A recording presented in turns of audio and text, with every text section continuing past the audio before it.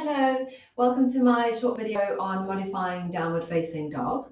I thought I'd create this video just to help you in case you struggle in downward facing dog for any reason. Maybe you always struggle, you're a beginner and you just find the pose really tricky, or maybe you need to modify for other reasons, wrist pain, low back pain, or sometimes you have a cold and you just don't want to be in downward facing dog. So I'm going to give you a few options which just may help ease into the pose. And just remember throughout the practice to modify whenever you need to. You never have to completely follow what your instructor says. You just find what feels right for you in your body. You don't want to force yourself into a pose, creating an injury or really aggravating an injury.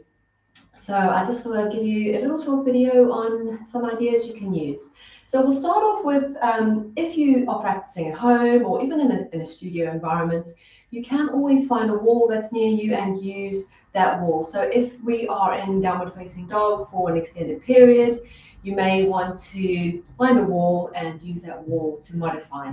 So if you are using the wall, you just walk yourself over to the wall, bring your hands down to hip height.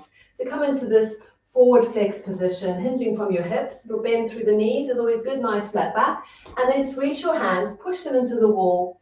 Bring your hands shoulder width or a little bit wider, and then push the wall away. So push your hips down and back, tailbone extending away from you, and find this modified downward facing dog up against the wall. So this is always a good one to come into to hold or to just take a different variation if everybody else is in their downward facing dog.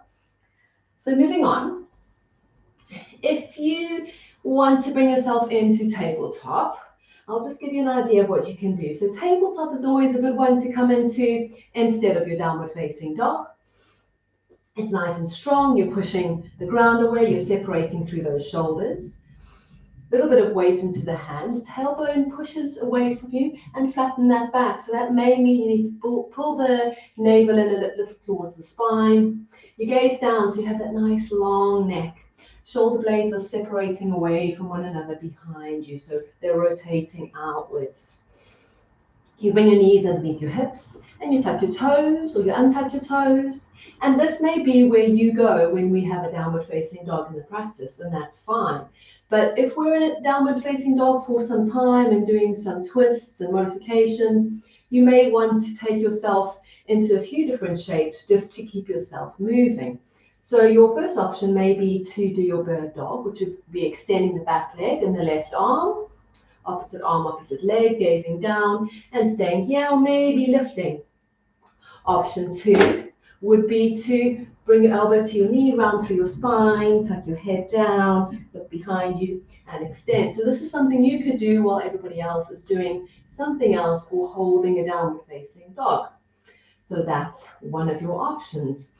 So if you tuck your toes in your tabletop, another option is to bring your hips down and find a little rest here. So this may be good if you want a nice flat back, extending out of your spine. If you have lower back pain, this may be enough for you.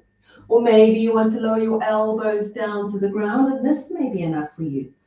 The other option is to come into child's pose. So child's pose is always a great option to come into for your downward facing dog when you're maybe a little bit tired or you're in a little bit of pain and you don't want to be in downward facing dog. You can always go into child's pose when the instructor calls for a downward facing dog.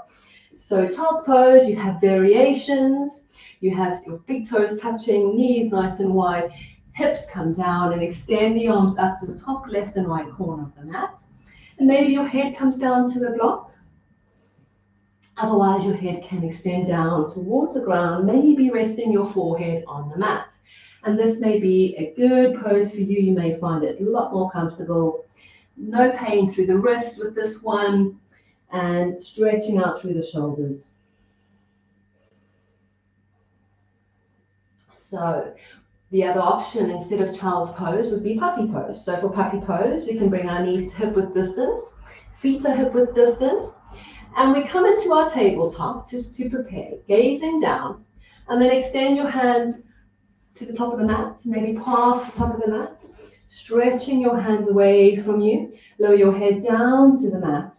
Maybe your forehead once again rests on the mat, Or once again, option to bring it down to rest on a block if that's more accessible. Trying to keep your hips over your knees.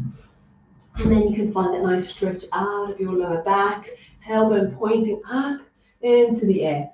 If you have tight shoulders, you can bring those arms as wide as you like. Maybe that's still too much on your shoulders. You can lower the elbows down, resting the head down on the mat. So that's another option. If you don't want to just stay in child's pose and you want to do something a little bit more active, that's maybe more accessible to you when the down dog is not. So back to your tabletop. The option when everybody else is doing a downward facing dog is to tuck your toes, push through your hands, spread those fingers nice and wide. Grip the mat a little with your fingers, so you push your finger pads into the mat, and maybe you hover your knees. So here you're being a little bit more active. So maybe you don't want to sit still in your tabletop. You want to be doing something physical, something a little bit more dynamic. So you can float those knees, come into this bear pose, push the ground away, really protracting those shoulders, so separating those shoulder blades. So maybe this is where you go, maybe you drop your knees, maybe you come up again. So that's another option for instead of doing downward facing dog. So that was your bear pose.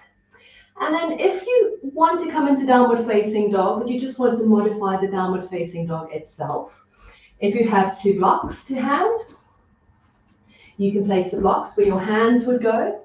So now you can have the block on any height. On the tall option, you may not feel as stable because your shoulders are not over your hands. So that could be a little bit too tricky. So I would say have your block on the medium height, or sorry, the low height or the medium height. So we can take it onto the low height today because that just means we've got a lot of space for our hands to rest. So nice and secure, and I think you should feel safe in that position. So placing the blocks, we'll come into our downward facing dog as normal. So spread your hands on the block, spread your fingers nice and wide. Shoulders over your hands, come through what would be tabletop, tuck those toes, and lift those hips up and back. So now in your downward facing dog, the change we experience here is that more of the weight, more of your body weight is going into your legs instead of into your shoulders. And that just helps take some pressure off the wrists in case you have any wrist pain. So coming into down dog, melt that heart down towards your toes. You're gazing behind you. And bending the knees can help. So here, if you have pain through your lower back, a big bend in the knees can help. Stretching that tailbone away from you, nice flat back. And gazing down. This may still be a little bit tight for you, so just play with the pose and see what works for you. Taking a breath and settling in. So the other option, maybe you don't have blocks, you can move those out of the way. If you want to take some more weight out of your wrists, is to just walk your hands back a little so you're shortening your down dog. Nice big bend in the knees, and move your hips back so that the weight is in the legs. So you're almost in a forward fold, but you're just coming into this down dog variation. So that could be a really good pose, really accessible for you. So just depending where your problems are, those are a few options in your downward facing dog. Finally, the last thing I'll say in your downward facing dog is sometimes in a class we're moving a fair amount in downward facing dog, and sometimes we're quite static. Now, staying static can be really challenging, especially if you have any pain or if you're quite tired, because although downward facing dog is supposed to be a restful pose, it can be quite tricky and taxing on the body. So I would say if you're managing to get into downward facing dog, but you're struggling with holding still, if you find that a bit intense and a bit strong, the other option is just to move.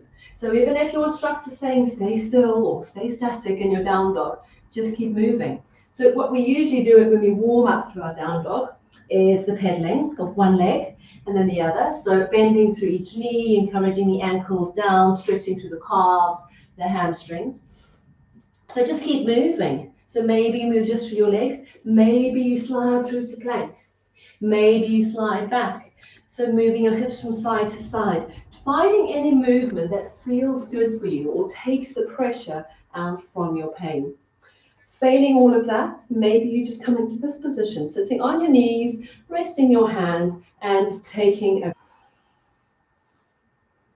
So those are a few examples that hopefully will be helpful for you in your practice, and just modify any part of your class to suit your needs, to suit your body. Just always moving mindfully in yoga and just finding that right balance between working hard and taking a rest when you need to. Listen to your body. Maybe in the moment you don't feel like doing a downward facing dog. Maybe your body is sore. Perhaps you have a cold and you need to take it easier. So those are just a few options, and I hope that those are helpful to you today. Thank you.